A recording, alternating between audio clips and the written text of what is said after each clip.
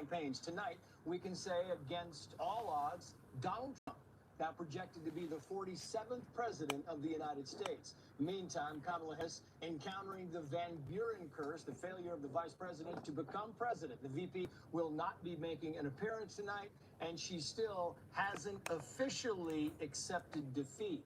We begin this morning with the senior national correspondent, Kevin Corke. He's live for us in D.C. with more at the big board. Kevin, good evening. Good morning. Yeah, good morning, my friend. Quite an overnight and quite a morning here in the nation's capital. Listen, you and I talked at length throughout this entire process, Trace, about what might be the pathway to victory for Donald Trump. Conversely, what might be the pathway to victory for Kamala Harris. Tonight, a virtual sweep of the blue wall. Let me show you where we are, 277, and that's obviously still with a few states out there on the board. I'm just going to point some out for you. Great state of Michigan still out there on the board. Right now, still too close to call, 77% in. The former president and future president leading here 52 to 45. Now, I do want to point something out, Trey. Sometimes we'll get a look at a state like that. We'll say, well, Kevin, 77%. How many other votes are out there? Let me show you. This is our remaining vote. The darker the color, the more votes that are out there. So as you take a look, you can see some of these areas, they're clean up. They're nice and bright and gray, which means there are no more votes to count. However, the ones that are more magenta, a little pinkish in color, still some votes out there. You may be wondering, what about Detroit, Kevin? What about Wayne County? Listen, down in Wayne County, they still got some votes. Look at this, Trace, 30% in. That's remarkable, but that's sort of traditional. You know how this goes. You'll have a big state, and then all the smaller counties will report their votes, and then the big cities sort of hang on to their ballots until the very last minute, and then they unveil all these ballots. Well, this time Detroit's done a little bit of that, but take a look. You see some areas here. They've got votes still out there for the former president. Let me just point out one here. This is up here in Antrim County. Obviously red county here, 71 to 26. Still a lot of votes out there. Still some more votes as we get close to the UP. Emmett County, they haven't even begun to report. My point is, there's still some votes out there. It is entirely possible, Trace, as we look at Michigan, that the former president could possibly win the great state of Michigan. If that were to happen, we'd be looking at a virtual sweep of the so-called blue wall. So I can try to advance this map here. Let me give it a little tap there. There we go. We can see here as we go back out to the national map here. So we talked about Michigan. You still got Arizona. I want to show you how he's doing there. He predicted before the night that he might do very well in the Grand Canyon state. And so far, it's a tight race, 50 to 48. Kamala Harris hanging in there, but I think it goes without saying that if you're Donald Trump, you like where you are. And I can also tell you this very quickly. The same goes for Nevada. Trump has a lead. And Alaska. Could be looking at 300 electoral votes before the night is up. We'll keep an eye on it and break down more later. But for now, back to you. Landslide territory, Kevin Corke. Back to you as the news warrants. Kevin, thank you. Let's bring in Steamboat Institute fellow Kayla McGee-White, Fox News political analyst Gianno Caldwell, USC Law School professor Jody Armour, Fox News contributor Steve Hilton, RNC national spokeswoman Elizabeth Pipko, and former House Oversight Committee staff director Julian Epstein. Welcome to all of you. I guess to you first, Steve Hilton. I mean, all you can really say is, wow, where do you begin? What an absolute historic comeback. It is amazing in so many ways. I just have to say, Trace, people may have seen that I was cut off earlier. I have to tell you, I've never been so happy or proud to have been cut off. I was cut off by the announcement of this incredible result. I think, as I was saying before, it's a victory for common sense, the good sense of the American people, to see through all the nonsense and the media propaganda and the fakery that surrounded the Kamala Harris campaign, and they voted for someone who delivered the results the previous time, who was clear and direct and authentic and told the truth about what he did before, what he was going to do. And in that sense, I think justice was done. Justice was done. This was the right result, not just in terms of policy and substance, but it just feels such an amazing moment. And I think we also have to acknowledge the cultural significance of this. It wasn't just the realignment in terms of the Latino vote and the class and working class people. Just look at what you saw there, Dana White, Joe Rogan, Elon Musk, the sense of a real movement here, an epic result.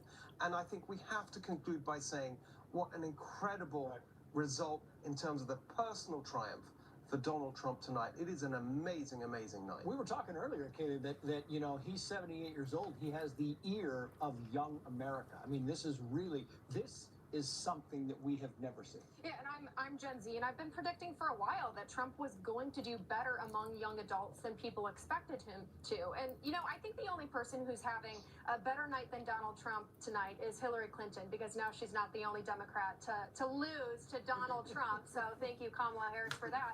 And I think moving forward, there's going to be a lot of introspection in the Democratic Party about what went wrong, specifically with Kamala Harris's campaign. There's going to be a lot of talk about Josh Shapiro, him getting passed over for the VP nod. There's going to be a lot of talk about whether Joe Biden should have stepped aside in the first place, whether Kamala Harris was a uniquely weak candidate. But what Steve just said points to a bigger truth here, is that none of those factors explain just how big of a victory this was. This was a massive realignment of really generational proportions, and it cannot be explained away by one bad VP pick or one bad candidate. The Democratic Party has some real soul searching to do, and the question is whether they're willing to do it. Yeah, Gianno, Jody, stand by for a minute. I want to go now to Mar-a-Lago because Elizabeth Pipko is actually at Mar-a-Lago. I just don't know what it's like there, Elizabeth. I mean, you can see it, but you can't feel it through the television screen. What is the feeling like in Trump world right now with this amazing victory? Hi, Trace. Let me tell you, the feeling is pretty good. We were at Mar-a-Lago earlier, and then when we realized that we had won the election, we went with President Trump, President-elect Donald Trump, now over to the convention center where everyone just heard his incredible speech and realized that he is, again, going to be the president of the United States. The feeling in here is something I cannot describe. I am holding back tears with you right now. This has been such a movement. I cannot tell you how lucky I feel to be a part of it and how blessed we all are to have the American people to show us the way, because no matter who tries to stop you, what they try to throw at you, when the American people want something, when they need something and they know that they're right, they can get it. Yeah, and Jono, they talk about breaking down the demographics, and we talked about it a lot tonight. It was important in certain aspects. Yes, absolutely. And on the issues itself, the data, you know what, black voters aren't going to go to Donald Trump in any real measurable impact. We saw that wasn't true. They said the same thing about Latinos. They said the same thing about working class whites and many others. But what we saw is union members in many of these places came through. There's been a realignment, and certainly there's a new Republican Party here, one in which I am a very proud member of. I think now, as we move forward, see the Republican Party move much differently, especially as they try to attract these voters together, which is going to be extraordinarily important for the future of the races, especially as we try to unite the country. Yeah, you talk about the future of the race. You talk about young people, Jody Armour, that you work with as a law professor, and you wonder, you know, I'm amazed when I was talking to Barron Trump's best friend last night about getting involved in the Joe Rogan podcast and these other podcasts. You think, man, this is really something spectacular. Yeah, well, she was just underwhelming. She did not have any charisma. She didn't move people. And she said, what I'm going to do is eliminate the daylight between me and Republicans on policy. For example, I'm going to say oil, I make, a strong military, bring Liz Cheney on board. I'm going to create as little space between us as possible. Then I'm going to run on I'm not Trump. And that's going to be enough. I'm not going to have to come up with any policy. And a lot of young folks and middle-aged folks and older folks all want to hear some policy too, along with the rest of it. And she wasn't delivering that. Promises made, promises kept is what Trump said, and a lot of American public didn't believe that she would keep her promise. Meantime, the Republican Party is celebrating. The Democratic Party has a lot of self-analyzing to do, Julian Epstein. Your thoughts on what happened tonight, Kamala Harris not coming out and conceding or even giving any kind of speech. What do you think, Julian? Well, Trace, as you and I have been discussing over the last 18 months, a very few of us in the Democratic Party have been worried and anticipating this kind of result.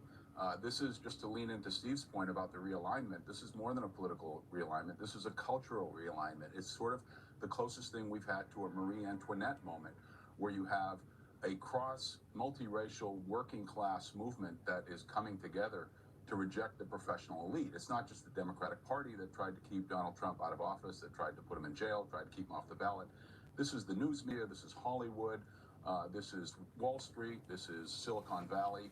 This is the working class standing up and saying, we are tired of the professional elite, this sort of the self-righteous elite, which has become the Democratic Party.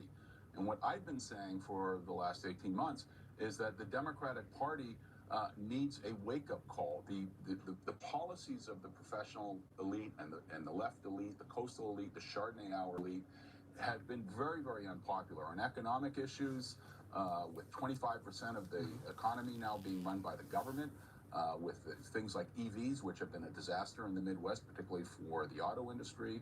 And you go down the list on cultural issues, crime, immigration, you go on down the list. So I actually think this is the best thing that could happen for the Democratic Party, because the very few of us who have been warning about this now say, look, you have the evidence that until the Democratic Party separates itself from the intersectional elite, the activist intersectional elite that have been driving policy on immigration, on deficit spending, on crime, you name it, on sort of, coddling the anti-Israel community in an absurd way. Yeah. Until the party can reject that, I think they're going to see more nights like this. Yeah, I think you might be right. Kaylee was joking earlier about can't wait to see The View tomorrow morning. I'm wondering, he says realignment, Steve. Are we talking about maybe a realignment in the media? They lied to us again and again and again. Well, there should be, exactly as Julian was saying, but I'm not sure we are going to get that, because you're already seeing some of the really offensive excuses being wheeled out. Yeah. Racism, sexism. Oh, America won't vote for a woman. If I could just offer a perspective on that as a new American from the UK, right? The British Conservative Party has produced 3 women prime ministers. Yeah. It has just elected a black woman as its leader. The idea that America somehow uniquely sexist and uniquely racist and won't vote for a woman is so offensive and ridiculous. The reason that America didn't vote for Kamala Harris is because she's a terrible candidate, because she didn't make clear where she stood, because she was all over the place on policies and she was not credible, she was not authentic, all these other reasons, and that you had a good record from Donald Trump versus a very poor record on the issues from the Biden-Harris administration. So to blame it all on sexism, but I'm afraid I think that is where they're going to go, because they can't disown this elitism that they've been living for the last decade or so. It's just baked into their identity. They are captured by this far left ideology. I think it's going to be very, very difficult for them to actually confront the reality that we're all seeing tonight. You said on our show 4 months ago, Kaylee, that you would walk over broken glass after the assassination attempt to vote for Donald Trump. But it was more than that. It was more than just the attempts on his life and the lawfare and so forth. People came together in this country saying enough is enough. And he won people over. And I think that he won people over on the issues. And that's another thing that Democrats are going to really have to re-examine here. They put a lot of weight into the abortion issue. They thought that was going to be their Hail Mary, the issue that saved them. In Florida, we saw an abortion amendment failed. In Nebraska, an abortion amendment failed. And it did not help them in the swing states. Maybe that's because abortion is not on the individual ballots of those states, or maybe it's just not a very persuasive issue at all. Meanwhile, other issues that Democrats thought that they could force onto the public ended up being very persuasive to independents, such as men playing in women's sports. That was a huge issue in congressional races down ballot and in some of these Senate races. So they really need to do a lot of soul searching about which cultural issues are worth pursuing. And I wonder, Gianno, as you go forward, if you think, I'm not saying that this is the end of woke, but is it a step back from woke? Do we take a step back culturally in this country? I mean, what we just saw demonstrated here is when you go woke, you go broke. I mean, you remember Trump saying that, and that is really the narrative. We've seen woke prosecutions throughout this country. We've seen woke policies. You just mentioned women or the men in women's sports.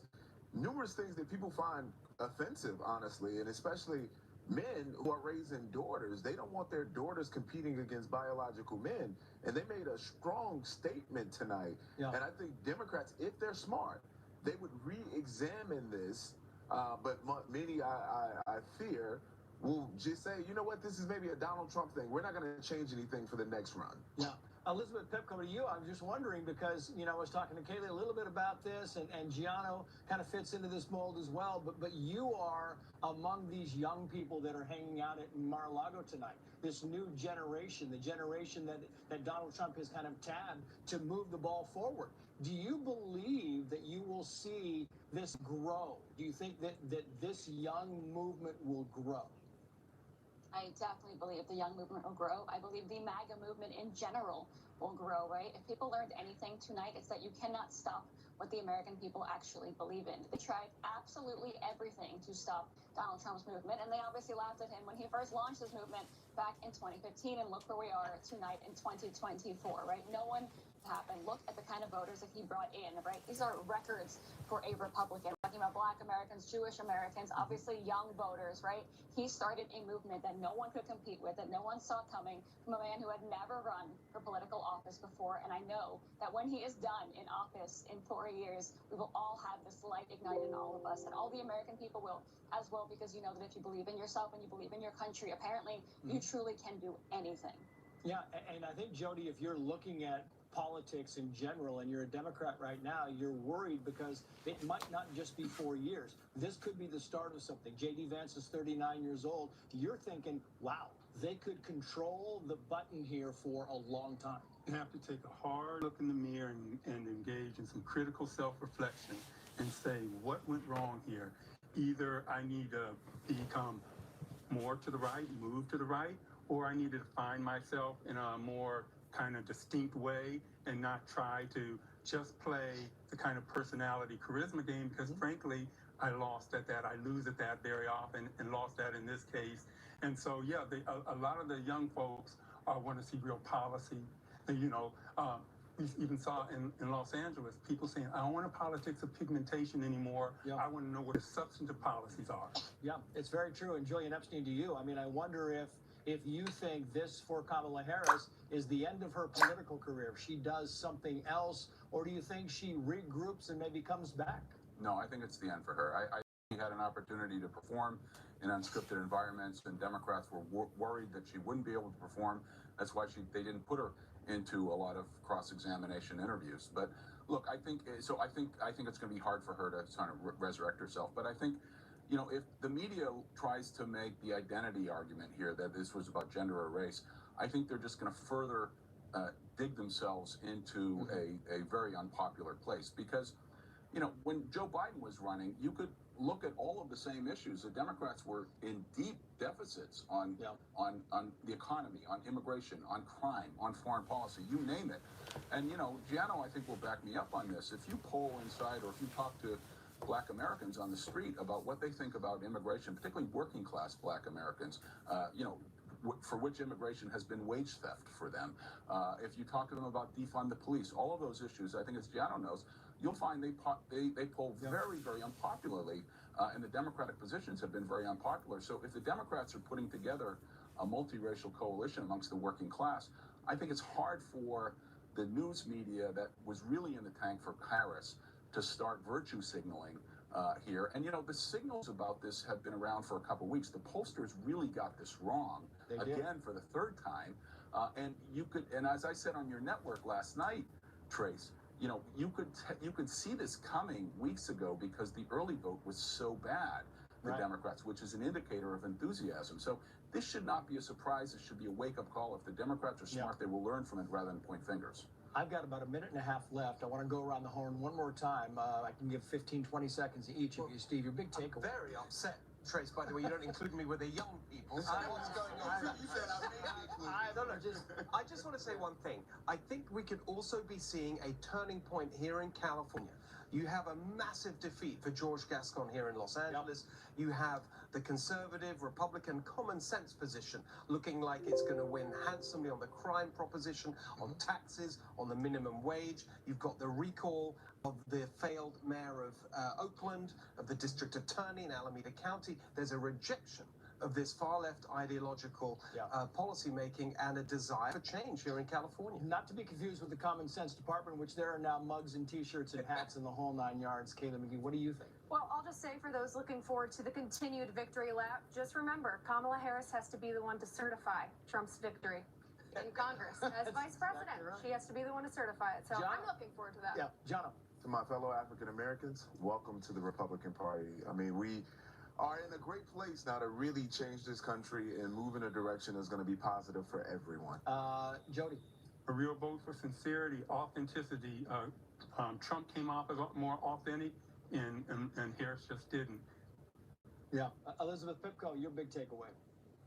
Yeah, look what President Trump has gone through, right? Whether it's the impeachments, the indictments, the mugshot, the assassination attempts, he's still here, still standing, still smiling, and the next president of the United States, because in America, you can do absolutely anything. Yeah. 45 and 47, Julian Epstein, final comments on this. Teachable moment for the Democrats to move back to the political center and to get in touch with the working class, black, brown, and white. Thank you all for coming on. We appreciate it. And our special election coverage of Trump's historic comeback continues. We'll check back in with continuing breaking news coverage as Donald Trump becomes the 47th President of the United States. Now, for a sampling of what voters were saying as they exited polling places around the country today, let's get back live to the senior national correspondent, Kevin Cork, with the Fox News voter analysis numbers. Kevin. Very interesting looking inside the numbers here, Trace. We've not only been tracking what the different groups have been thinking and talking about, but how the breakouts actually ultimately went. Let me just share this. We wanted to show you some of the key groups and how they voted in this national election. Black voters, 15%. That may not sound like a lot, but when you consider back when he ran in 2016, the former president and future president rolled in right around 8% at that point, maybe 9% in some key demographics, at least among black voters. That's pretty solid. But when you look at 15, that's a heck of a lot better. Hispanic voters, 40%. A lot of people, Trace, said that that was going to be the difference maker in this race. It well may have been, in particular, as we look at the states out west. Whites with no degree, 62%. Whites college degree educated, 53-43. That's a bit of a surprise for some people. Typically, that demo goes heavily Democratic. And as you see, older voters, 49-49, under the age of 30, 52-44. A lot of people, again, thought that would be a heavy Democrat-leaning demo. Didn't turn out to be that way. Suburban women, huge lead there for the vice president, 17 points. And among men, no surprise, the former and future president, as you see, with a nice little budge there, I'd say about 8. Among Hispanic voters, 55-41. We talked about this in Nevada. Very, very tight race still ongoing there. Again, whites with no degree, nearly 60% for the former and future president of the United States. I did want to share one more thing here. We talked about the blue wall. Now we can call it the red wall, or so it would seem. Look how they did among black voters in those blue wall states. Michigan, 10%. Wisconsin, 14% for the former president and future president. That's a little bit more in line with what they were hoping for. But look at this, Trace. 17% among black voters in Wisconsin. That was a real surprise and may have been a major difference maker as they came away with the victory there. Among young men, not a surprise, 55-43.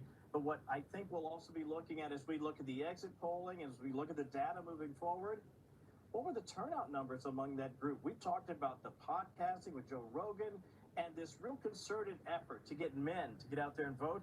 When you're polling at 55-43, that may have made a huge difference. Lastly, I want to say this, Trace. Whatever you think about the former president and his strategy coming into this particular race, you have to acknowledge it was pretty impressive when you consider all the things and all the hurdles he had to clear just to get to this night. And it would appear he's going to come away with a big victory. Pretty incredible. Trace? Yeah. Kevin Cork, back to you in moments. Meantime, let's bring in pollsters Craig Kashishian and Matt Towery, along with the co-host of the Polling Plus podcast, her founder group, chief pollster Robert Cahaley. Gentlemen, thank you for coming on. Craig, I had you on last night. And I mean, I have to give you kudos here because you were spot on. The polling, as we were talking about last night, we didn't know at the time. The polling was terrible. Again, the polling was terrible. You had different polls. You had different numbers. You had a different way of doing this, and it was spot on. Kind of like what we're going to talk about with the others. Well, I had a little help from my friends, Mr. Cahaley and Mr. Towery, wonderful lanterns in this world of fog. And the key thing here is that we saw exactly how the electorate would turn out. We also had a working premise, the three of us, that Trump had inverted the Republican Party into a broader spectrum, middle-class, working-class party that attracted minorities, African-Americans, Latinos, with exuberance and with precision. And his message is resonating across the spectrum. And this is why he came out tonight with an extraordinary victory. This is historic, and this will have legs as long as the president-elect will continue to enact his policies, act on them. Matt Towery, to you now, because, I mean, people are wondering, what were you doing differently than the rest of the pollsters doing? Because, again, they undercounted Trump. Well, I just listened to Robert Cahaly. No, insider advantage in Trafalgar. We have always been able to find those Trump voters, shy Trump voters, a little bit better. And by the way, Craig did a great job with his forecasting. He needs to become the new forecaster. I think what happened here is it's hard to get these people to tell you, because there's so much negative towards Trump and feel like they truly think they're going to be on a list or people are not going to talk to them. They were just afraid to talk. The way Robert and I collect our information, we do it a little more anonymously. We don't put people on the spot, and we have very brief surveys, so we don't ask them 60 questions. Nobody but a political expert's going to hang in for 60 questions these days. And I think that was the difference. And I agree with everything the others have said. The demographics, the little groups that we have in our polls, whether it's African Americans, Hispanics, women, white voters in general, they all ticked up in our tabs, and that's exactly the way this election turned out. Yeah, Robert Cahaly, to you now, it's amazing because, you know, you're going to see the pollsters in the next, I don't know, 5 minutes start giving you all their excuses of why they screwed it up. It really wasn't their fault. It was this. What do you make of the bad polling again? Ones that the media elites call the quality pollsters, the credible pollsters. And yet again, in the presidential race, for the third time in a row, they've gotten it wrong because they really don't understand people. You know, polling is about more than numbers. You have to understand the fact that, like Matt said, they're not going to answer these long questionnaires, and you have to give people ways to participate that maximize what they can do on their time schedule.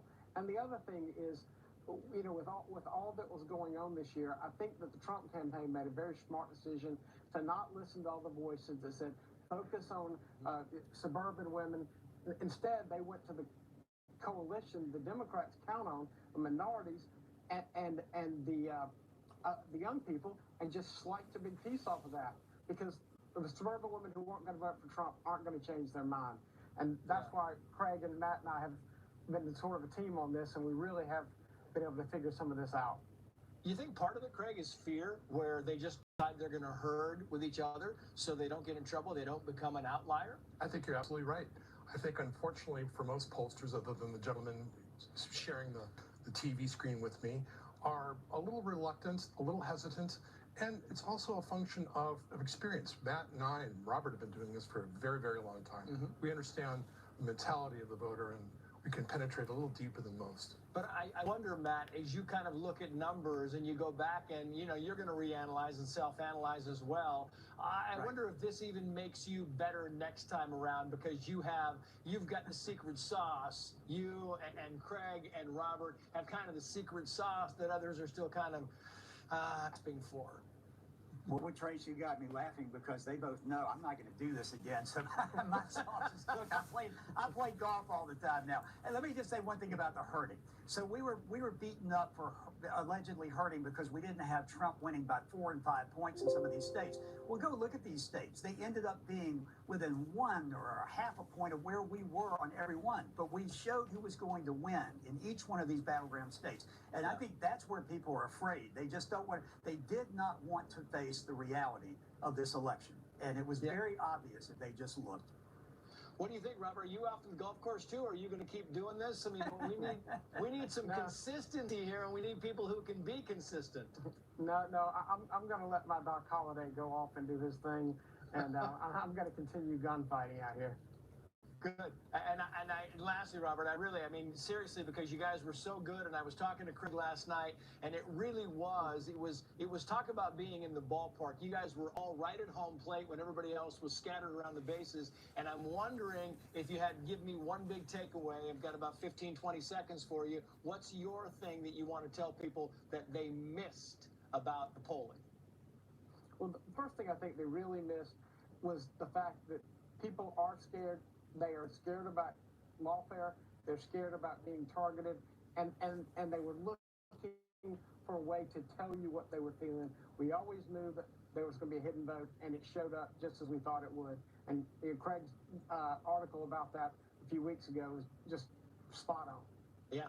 You guys are all spot on. Thank you so much, Robert Cahaley, Matt Towery, Craig Kashishian. We appreciate your time. And coming up, the border crisis remains one of the biggest issues in the country. Sheriff Mark Lamb is here in studio tonight. He joins us live on set next.